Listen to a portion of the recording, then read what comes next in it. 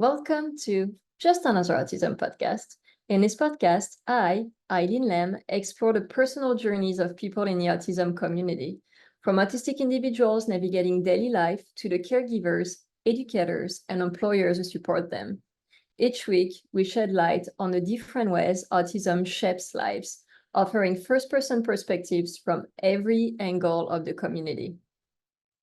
Today, I am so excited to be joined by Andy Bondy and Lori Frost. They are the creators of the Picture Exchange Communication System, also known as PECS. If you're not familiar with PECS, it's little picture cards that can help an autistic person communicate, even if they're nonverbal. I'm very familiar with it because my son used it for a couple of years when he was 2 and 3, but they will tell you a lot more about it.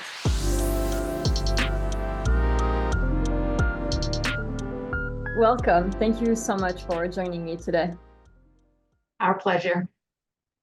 So before we start, I would love for both of you to introduce yourself to our listeners who might not know who you are yet.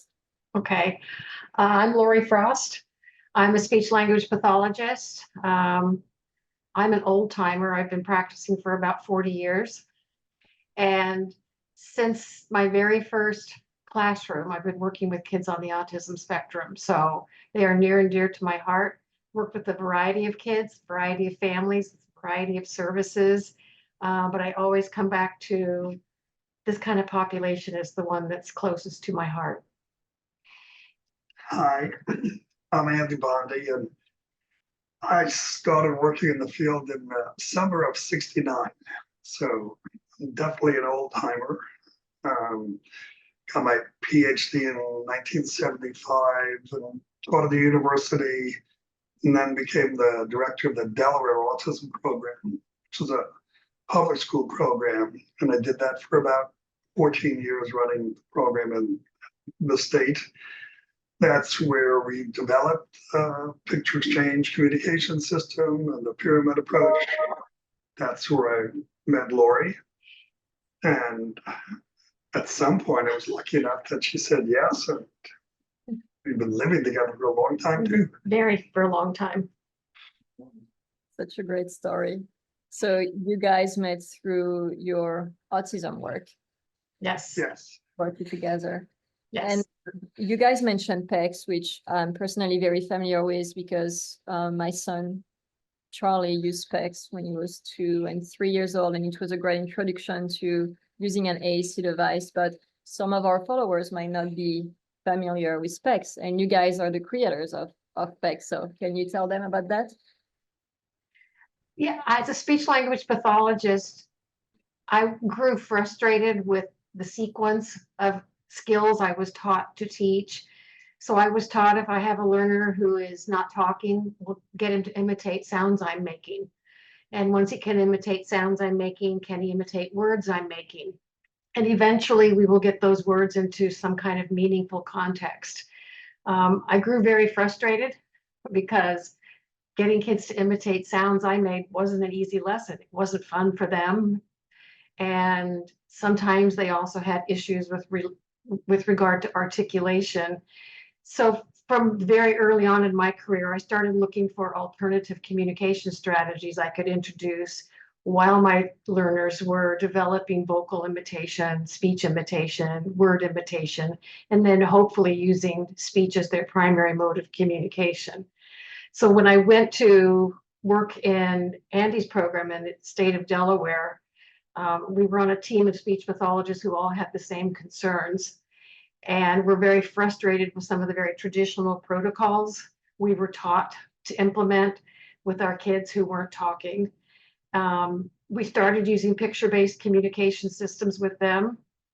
We started using picture point communication systems with them.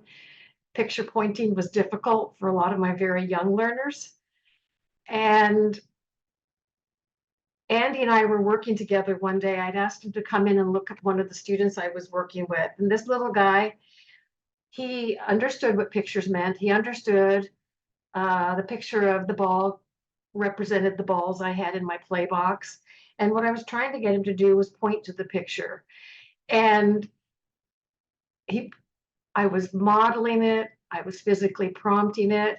And Andy and I both kind of simultaneously had this Eureka moment of, well, I'm teaching him to interact with the picture, but what I want him to do is interact with me. So why don't we just have him give me the picture rather than touching or pointing to the picture?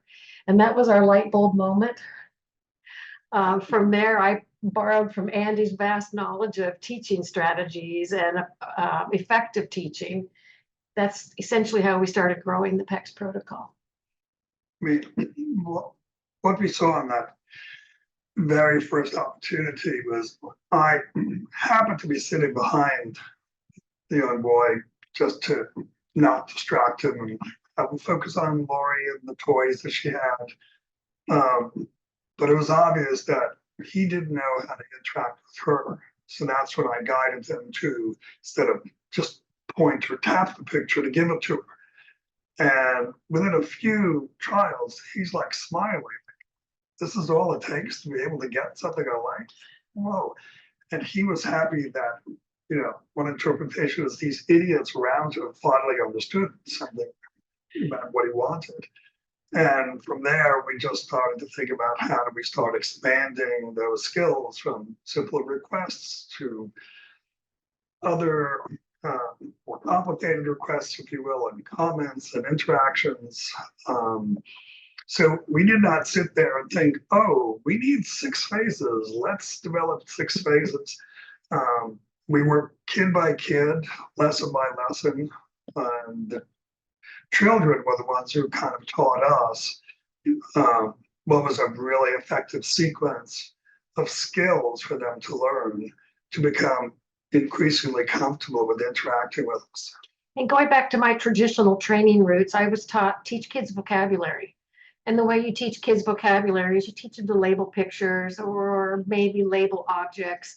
And I just grew really frustrated with that because my learners who were on the autism spectrum, that wasn't a powerful or motivating skill for them. They didn't really care that I wanted them to say, that's a dog, that's a cat, cat says meow. And it was Andy who pointed out, let's look at the outcome from these students' perspective. What happens when they give you a picture? Do you say, yes, that's a dog? Or do you give them the dog? And which one of those outcomes initially is going to be more powerful or more motivating? So that's why we started the PECS protocol, with teaching our kids to ask for the things they want. That's incredible. And it makes so much sense, right? Now that you explain it, now that PECS exists, I mean, it makes a lot of sense. One of the first things my son requested were bubbles and Nutella. Oh, after my own heart, Nutella's all my favorite. And that was with PECS. So Yeah. it was, once he understood that, picking out the card with that, picture was going to get him what he wanted, he was a lot more motivated to actually communicate. So yeah, Yes. great thing you guys created for sure. Well, thank you. Thanks. And I don't know if you've seen on social media, I don't know if you're on social media, but now there's been some controversy around PECS, Yes. about the hand over hand approach. I think it's the aspect that people are criticizing. Do you have any feedback on that? Well, what I learned from the behavior analyst was how to get our learners to do what we want them to do. And he taught me about prompting strategies. And what I learned with this first little boy we were working with was I couldn't tell him, give me the picture, because he didn't understand directions. I couldn't model giving me the picture because he wasn't a good imitator. So that's what Andy figured out was the only thing that's going to get him to put the picture into your hand right now is me physically guiding him to do so. So that's why we started teaching with a physical guidance as the first type of prompt. But for kids who are receptive to other types of prompts, we don't have any problem with using other types. Our goal is rapid acquisition of that first picture exchange. One of the prime sources of confusion about the word, the word prompt, is we think of it as something that is helpful. The child may not do something well, may not show a skill. So a prompt is something that helps performance. We see it in all parts of society, learning sports, learning to dance, learning an instrument. There's lots of ways that we use physical guidance to help performance. There's also ways that we use physical guidance to restrain action. So we hold children in place. We don't let them leave. We force them to stand next to a sink. Those are not prompts. When we restrict movement, when we restrain action, that's not a prompt. That's not being helpful. So we want everybody to be very carefully thinking about what will help the performance. And there are many things that'll do it. Sometimes physical guidance is it, sometimes a gesture, sometimes a light on something. So we want people to be thoughtful about ways of helping kids. It's not about making kids do things. It's about helping them expand their skills. And every once in a while, I encounter a learner who doesn't want to be touched. And that's absolutely acceptable. I'm glad that he can let me know those kinds of things. So we'll use other strategies. But what the vast majority of the learners have figured out is that's all I have to do is put this picture in your hand and wonderful things happen. We're not talking about using a hand over hand prompt for hours and days and weeks and months. It's for a couple minutes. And it's what's effective. Oh yeah, I'm with you. My son is one of those who wouldn't have been able to learn PECS if it wasn't for hand over hand, you know. Some children I know can learn with just, you know, physical prompt, but some children need more help to be able to learn. And it's something that we're fading away over time. Like, Yes. you know, it's just for a short amount of time. So yeah, I think it's really helpful to hear it from you. I mean, that was my perspective when I saw the controversy, you know, as a mom of a child who needed that hand over head to learn. But hearing it from you guys is very helpful. So I'm thank you for answering that. Thanks for bringing it up. Yeah. So I've heard that you guys launched a new thing called the Pyramid Educational Consultants. And I'm wondering if you can tell us about the origins, the mission, and what you're focusing on with that. Well, as a director in a school program, I had to work with speech pathologists, psychologists, few behavior analysts, special ed teachers, paraprofessionals, parents. And we had to have everybody communicate as a team to work with the students. And I developed an approach called the pyramid approach as a way of organizing how to create effective learning situations at school and at home and in the community. And out of that, a lot of people were starting to come to Delaware to see what was going on with PECS, what was going on in the classroom. And Lori and I realized we were spending lots of time doing training. And it was started to occupy so much of our time that we created a separate company. That's how Pyramid Educational Consultants got started, was to train people, professionals, paraprofessionals, families, to not only do PECS, but to teach all children and adults, covering all the skills that they think are important. And it grew, I think, more rapidly and far beyond our initial thoughts, because now we are in 17 countries around the world. And the reason it's effective, because the kids are the kids, and the families are the families, and staff are staff, and teaching is teaching.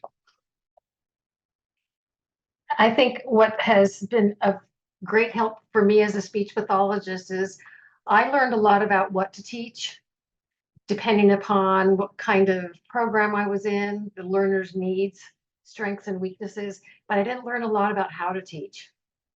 And that was kind of a life-altering experience to me when I started working with Andy, and he was saying, well, let's try this strategy versus this strategy.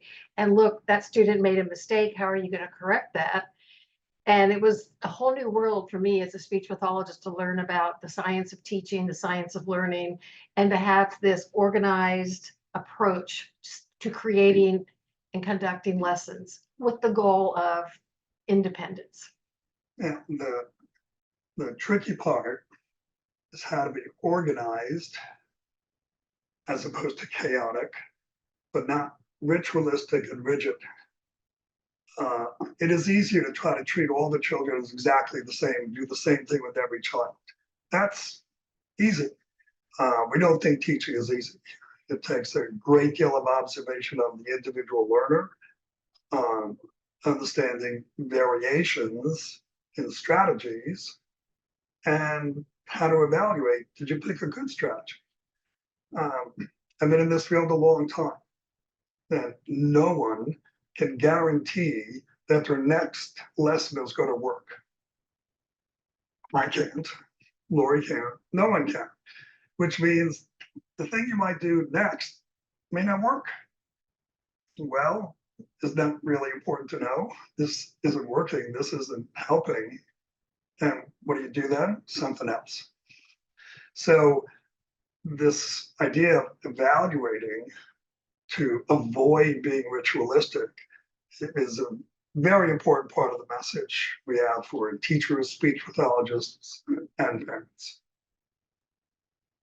And can you tell us a little more about one of the training that you offer to educators, the stickers to paycheck training? What is the short talk about, and why is this so important? I've always, the vast majority of the children that I've worked with have been young learners. So early intervention, preschool, early elementary school age. And one year when I was working in the program in Delaware, I was assigned as the classroom speech pathologist to a group of teenagers. And they were going out into the community to work. So I was expected to go into the community with them. And the very first thing I said to Andy was, I don't really know how to motivate these guys. And what he said to me was, the guidelines for motivating and how to use motivation aren't any different for the age group. It's just what's interesting to them is different. So I had all kinds of materials for preschool children and early elementary school children. But the first time I went to a job with an 18-year-old was a kind of a life-changing experience for me, because I realized all the tools in my toolbox are for 3 and 4-year-olds. And there's got to be some change as these children grow up. What Andy was always teaching was we need to prepare our students for after school. So they're not always going to have tokens and stickers and reinforcement baskets or goodie baskets. They're going to have to start accessing some of the outcomes that are in the real world, in the real work environment. So what we started doing was looking at how can we transition kids who are very, very motivated by toys or food or snacks, videos, games, to the kinds of things that are going to be available in the work environment. So if I ask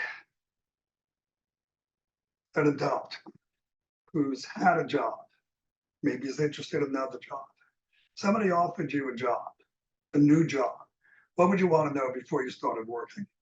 And if I said to you, hey, there's a job at our company, going to show up on Monday and get to work, what do you want to know before Monday? How much? I mean, the first thing everyone says, what's my salary? Oh, okay, let's talk about your salary. How often are you going to get it?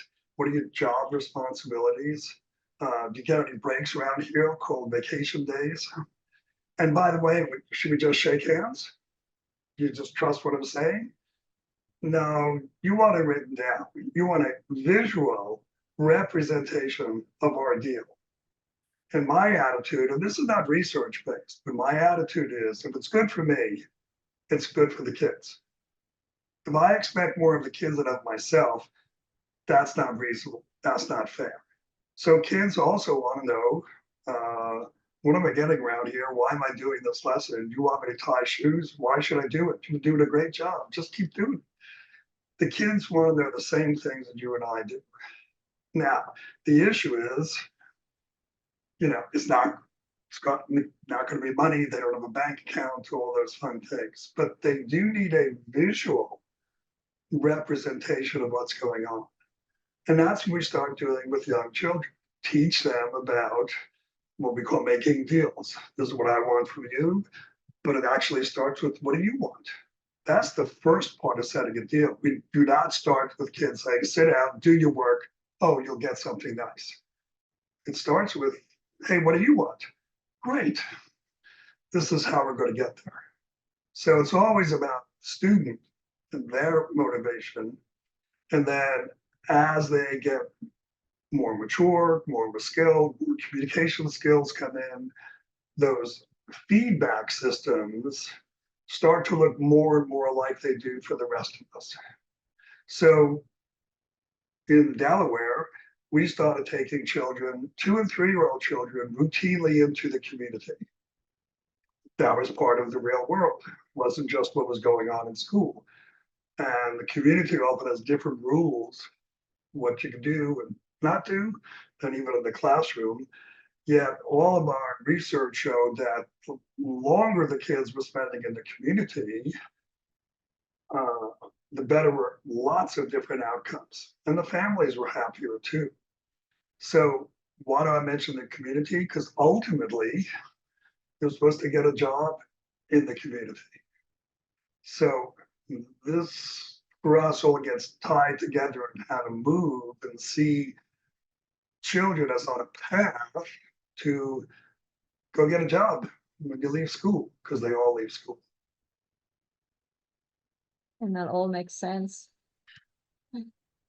I feel like a lot of your approaches to these things are very logical, and you come up with easy ways to put that into application. So I hope it helps a lot of people. And I have one final question for you.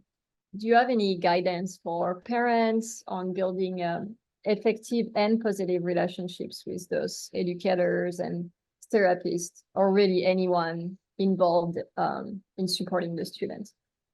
Well, we think it's, but when we start talking to families or staff that we're consulting with, we lead with questions.